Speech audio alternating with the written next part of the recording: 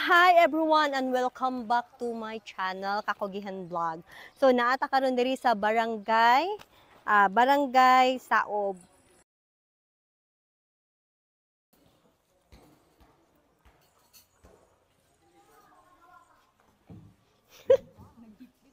Unsa ni? Sige ra. Grabe pagkadoon. Sige na pagkuha. Good morning Ate Melissa. Yan himi karon diri sa Barangay Saob kay gi-invite mi ni Ate Melissa sa ilahang adlaw nga pesta karong September 19, 2024. So dako kay akong pasalamat kay ngano na thankful po ko kay gipili ko nimo nga imbitahan diri sa inyong pesta. Katikaran niyo diri sa inyong pesta Ate Bae. Actually po ma'am, pasalamat po ko sa imo ha kay itubag nimo ang akong invitation. Salamat kaayo nga naabot mo diri nauna pag yun. Karon nga adlaw ma'am, first namo nga ang among tema muna kastifon. Kung sabto na to sa Binisaya, kanang muna blaan man na nga pagkapulong. Una gyud na siya nga kastifon. Kini kastifon unang panagtigom festival ana. Tungod kay sa una wala gyud na wala pa na develop ang tribo, then wala pa gyud na ordinansa karon kay na ordinansa na mo ana naning kamot pud mi nga makahimo gyud mi diri og kastifon kon panagtigom or festival. So isa sa among gibuhat karon nga siyempre kung naay kastifon na apoy pagkaon. Sa ginagmay manay ginaingon maapod-apod pud ang kinatibuk-an sa diri sa among barangay 90% ang tribong blaan. 90% ang tribong blaan. Muna ang katikaran dire. Napud boy mga unsa pay mga kauban nyo nga tribes dire? Blaan. Adunay Mandaya, pero Mandaya pipila lang kabuok. Aduna say Kaulo, aduna poy Bagobo, aduna poy Kalagan. So 90% jud ang blaan.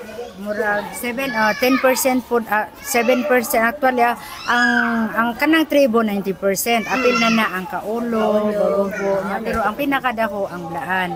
So ang 10% ana mo ang Cebuano. At 10% Cebuano. So kami blessed pud mi kay karon man ang first ninyo na pesta diri sa kuan Saob. So bahalag nature jud kaayo diri mga kakugihan. So mao ni si Ate Melissa, mao ni ang ate diri sa Barangay Saob. Ug ang imong husband, ang akong husband Pipito de Manuel, siya ang chieftain diri o siya pod ang IPMR. Ana unsay mga katikaran. Karon nga adlaw ma'am, first namo nga ang among tema muna kastifon. Kung sabto na to sa Binisaya, kanang muna blaan man na nga pagkapulong. Una gyud na siya nga kastifon. Kini kastifon unang panagtigom festival ana. Tungod kay sa una wala gyud na wala pa na develop ang tribo, then wala pa gyud na ordinansa karon kay na ordinansa na mo ana naning kamot pud mi nga makahimo gyud mi diri og kastifon kon panagtigom or festival. So isa sa among gibuhat karon nga siyempre kung naay kastifon na apoy pagkaon. Sa ginagmay manay ginaingon maapod-apod pud ang kinatibuk-an sa diri sa among barangay 90% ang tribong blaan. 90% ang tribong blaan. Muna ang katikaran dire. Napud boy mga unsa pay mga kauban nyo nga tribes dire? Blaan. Adunay Mandaya, pero Mandaya pipila lang kabuok. Aduna say Kaulo, aduna poy Bagobo, aduna poy Kalagan. So 90% jud ang blaan. murag 10% po 7% actually ang kanang tribo 90% apil na ang kaulo bagogo pero ang pinakadako ang blaan so ang 10% ana mo ang Cebuano at 10% Cebuano. So, kami blessed pud mi kay karon man ang first ninyo na pesta diri sa kuan, saob. So, bahalag nature jud kaayo diri mga kakugihan. So, mao ni si Ate Melissa, mao ni ang ate diri sa barangay Saob. Ug ang imong husband, ang akong husband Pipito de Fulong Pipito de Manuel siya ang chieftain diri o siya po ang IPMR. Pipito de Manuel. Pulong Pipito de Manuel.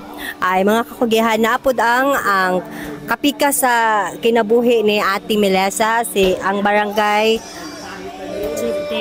chieftain Fulong Pipito de si Sir Pulong Pipito de Manuel. First time na mo karon ma'am sa among tribal day nga dako mig kalipay nga nahitabo nga sa among tribo nga kumbaga sa pista namo karong adlaw. So dako ako kalipay sa tanan nga gitagaan mig bigayon nga karong adlaw nahimo o kanang festival sa among sa tribo. So sama malipay po may nga naami bisita karon wala may nagdahom nga naaday may bisita adlaw. So gikan sa munisipyo, gikan sa province, sa NCIP. So salamat kayo sa tanan sa bisan pa nga kami sila.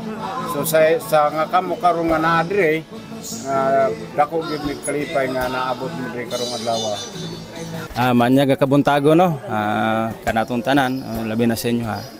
Aning kabuntagon dako akong pagpasalamat sa inyo ha ngadto sa inyohang team karon nga kabuntagon nga naa mo.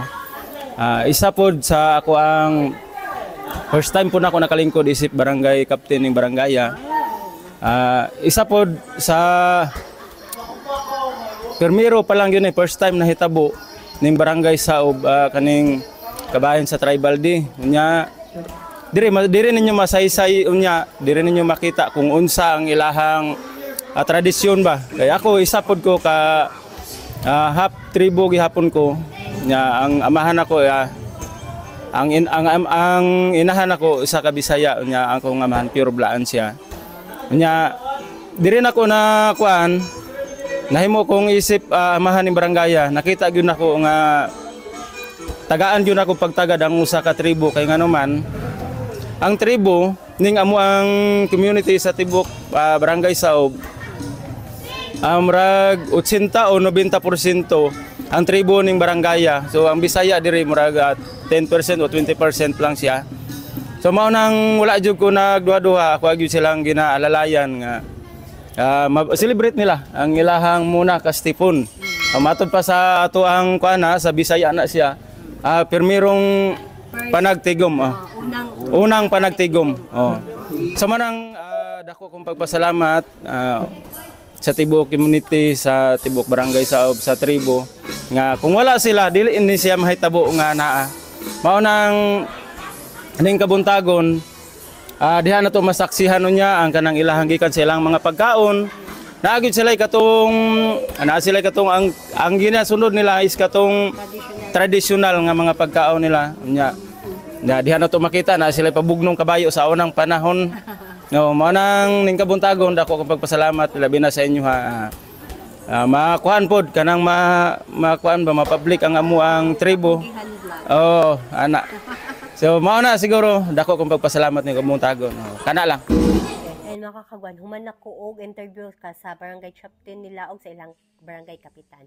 So samtang wala pa na huma nagsugod, magpa-pictures ako sa ilang mga cute kaayo na mga bata na mo perform unya sa ilang traditional na sayaw. So pa-picture sa ako kay para wala pa kaahir mga bisita. So ang ilahang mga children na cute kaayog costume, ang iyang mga chikiting diri sa barangay Saob. So ayan, ila nang gi-plaster ni ang iyahang mga mo ni siya ang instructor tigtudlo. So ayan, nagpa-picture si Ate May. Ayan, habang kami nga nagpaabot mi sa nga mag-start ang ilahang program. So, niadto sa midri sa likod. Wow! Barangay Saob, small community but rich in culture kaayo. Na mga pipila ka mga balay diri. So, bugnaw kayo ang palibot, mga kakugihan. Ay, mga kakugihan, isugod na gyud ang ilahang program. So, bisag wala pa kayo niabot ang tanang bisita, ila nang gisugdan kay naaman sila oras nga gibutang kung kano sa sila mag-start.